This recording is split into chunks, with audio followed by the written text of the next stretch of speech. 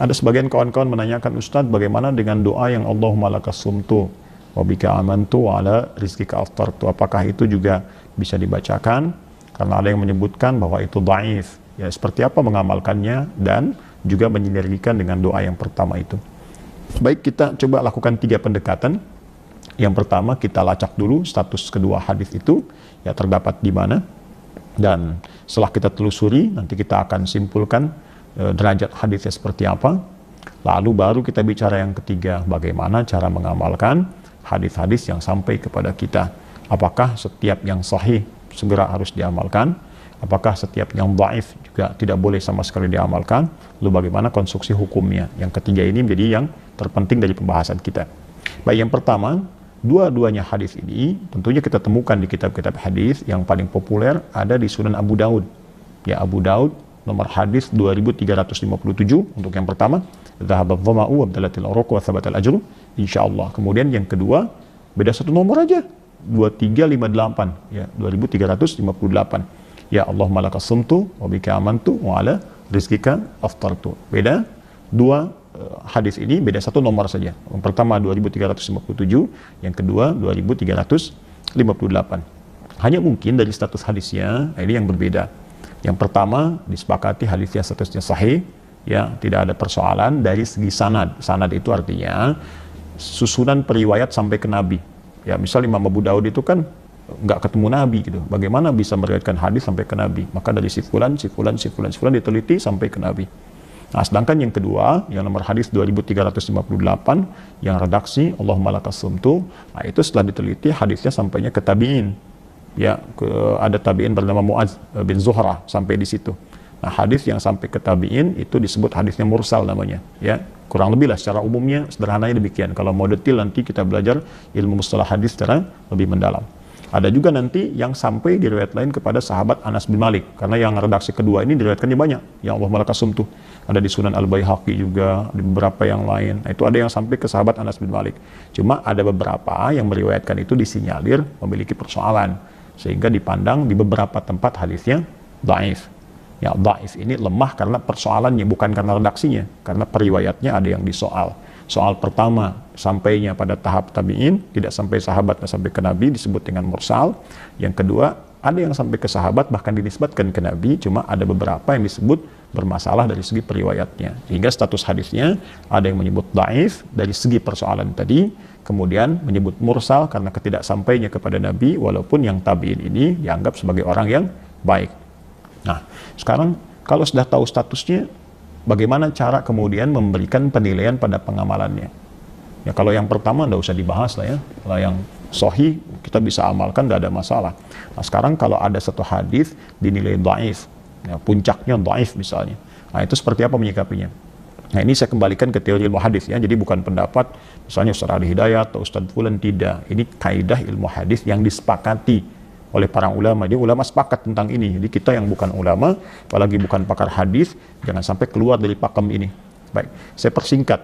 Kesepakatan yang pertama bahwa jika ada hadis sekalipun kemudian dinilai dhaif secara sanadnya, bukan matannya, bukan isi hadisnya, tapi matannya, isi hadisnya tidak bertentangan dengan satu, nilai-nilai yang terletak dalam Al-Quran, yang kedua, keterangan di hadis-hadis sahih, dan tidak bertentangan dengan hukum-hukum umum yang lainnya. Ya, terutama masalah-masalah pokok dalam akidah, halal haram dan sebagainya. Maka isi hadis itu dimasukkan dalam istilahnya fadhailul a'mal, amalan-amalan utama yang boleh diamalkan kemudian amalannya. Jadi silahkan diutamakan, diamalkan keutamaannya. Boleh. Kalau doa dibacakan silahkan, boleh. Tidak ada masalah. Itu sepakatan ulama hadis. Jadi sekalipun hadisnya dinilai dhaif, tapi kalau hadisnya isinya tidak bertentangan dengan nilai-nilai tadi, akidah, halal haram, dan dianggap sebagai fadhailul a'mal, keutamaan-keutamaan amal aja. Yang jangankan pakai bahasa Arab, pakai bahasa Indonesia pun itu tidak ada masalah. Contoh misalnya, kalau saya bacakan, ya Allah, saya telah berpuasa, saya niatkan karenamu ya Allah, dan saya beriman, saya yakin bahwa apa yang saya tunaikan sesuai dengan apa yang telah Engkau perintahkan. Saya berusaha mengerjakan sesuai dengan ridhamu, dan saya berusaha ya Allah berbuka dengan rezeki yang telah Engkau tetapkan. Mohon ampuni dosa saya. Apakah salah berdoa demikian? Kan tidak. Itu namanya perbuatan-perbuatan yang menunjukkan pada keutamaan amalan. Ya, yang salah itu kalau dikatakan misalnya ini hadis Nabi, itu yang keliru. Nah, jadi kalau ada seseorang berdoa dengan doa tadi nggak ada masalah. Kalau mau aman kata para ulama ya jangan disandarkan kepada hadis Nabi, cukup kita bacakan doanya. Ya, jadi jangan lantas disimpulkan kalau dhaif nggak boleh diamalkan, tidak juga. Toh Anda kalau baca dalam bahasa Indonesia lebih parah lagi gitu ya. Dalam arti mohon maaf jalurnya tidak ada. Ini ada seorang tabi'in baca doa, doanya bagus. Nabi tidak pernah mengajarkan, pertanyaannya salah nggak itu? Ya, kalau Nabi tidak mengajarkan, kemudian doa itu ada, apakah keliru? Nah, kita lihat dulu. Kalau doa ini bertentangan dengan pengajaran Nabi, tentu kita hindarkan. Tapi kalau doa ini tidak bertentangan, bahkan senilai atau selaras dengan anjuran Nabi, justru itu keutamaan. Saya ambil contoh begini. Hadis yang zahabad dhama wabtalatil uruq, saya akan sampaikan di pertemuan lalu, itu baru doa pembuka, belum ada permintaan di situ. Itu baru pernyataan saya telah selesai berpuasa ya Allah. Yuk kita terjemahkan ya. Zahabad dhama, ya Allah, telah hilang rasa dahaga ini. Ya wabtalatil uruq, basah tenggorokan saya. Nah ini kan belum minta apa-apa. Kita baru katakan puasa saya sudah usai, basah tenggorokan, hilang dahaga. Kemudian watsabatal ajru insyaallah, dan pahala insyaallah akan engkau tetapkan. Nah kita belum minta apa-apa, kita baru menyampaikan keterangan. Ya keterangannya berdasarkan hadis-hadis lain. Allah sampaikan bagi orang puasa ada dua kebahagiaan. Kebahagiaan pertama saat berbuka, kebahagiaan keduanya saat nanti di akhirat dia mendapatkan pahala-pahala dari puasanya. Ya, ini baru pernyataan. Bagaimana cara memintanya kepada Allah? Maka di hadis lain disampaikan di At-Tirmidzi. Buka At-Tirmidzi nomor hadis 2526, ya 2526. Dari sahabat Abu Hurairah radhiyallahu taala anhu. Kata Nabi thalathatun, ada 3 golongan. La turaddu da'watuhum, yang doanya sulit ditolak. Ya, sulit ditolak. Artinya Allah akan cepat mengabulkan. Ya, siapa mereka? Satu al-imamul adil, pemimpin yang adil. Kedua as-shaimah hatta yuftira, orang puasa sampai buka. Yang ketiga, da'watul mazlum, doa orang terzalimi. Kita fokus pada yang kedua, doa orang puasa sampai buka. Jadi ini isyarat di hadis Nabi, ayo perbanyak doa, minta.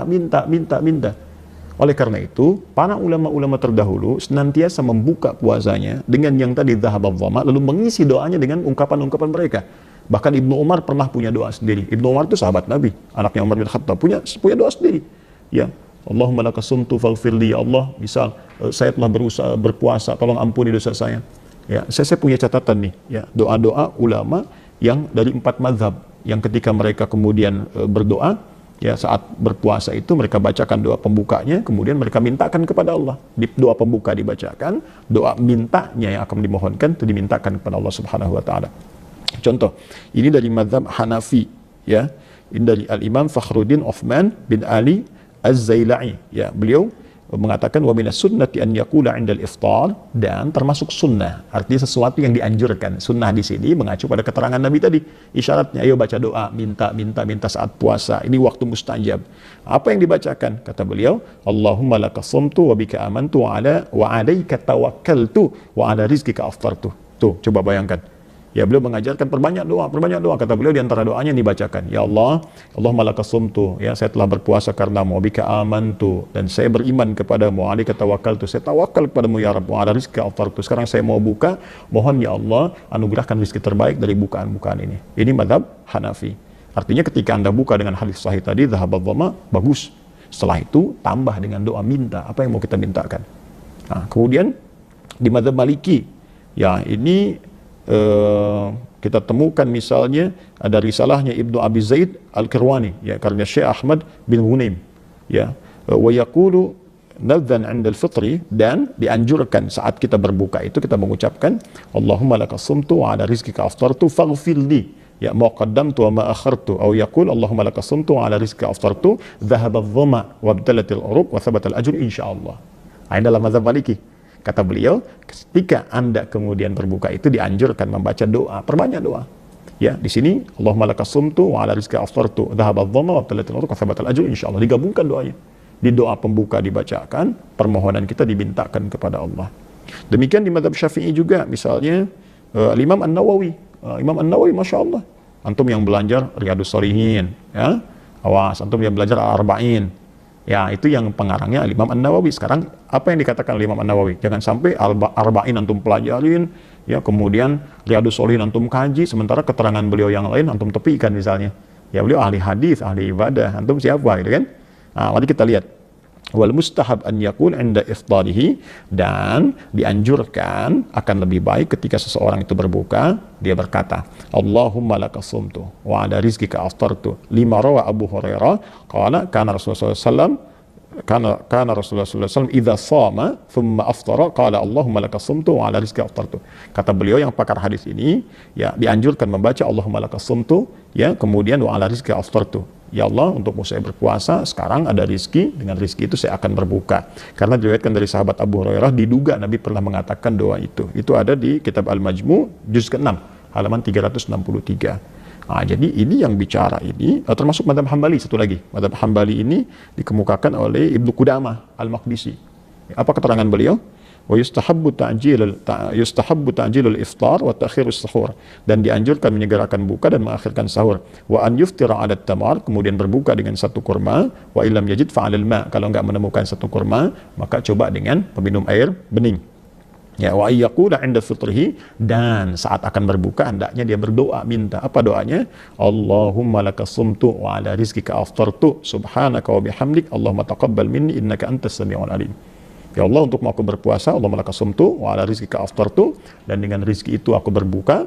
Subhanaka wa bihamdik, subhanaka ya Allah, maha suci engkau, wa bihamdik, segala pujian untukmu, Allahumma taqabbal minni innaka antas samiul alim. Ya Allah, mohon terima puasaku ini, terima dariku, engkau pasti mendengar dan mengetahui kadar doa dan kesungguhanku berikhtiar. Tuh bayangkan, pada mazhab ada semua, ya, Hanafi, Maliki, Syafi'i, Hambali, semuanya imam besar mengatakan tidak ada masalah memadukan doa itu. Jadi kalau kita kompromikan, dhahabat dhama'nya baca untuk pembuka, selebihnya minta doa-doa. Mau pakai Allahumma laka sumtu, silakan. Mau istighfar, silakan. Tidak ada masalah.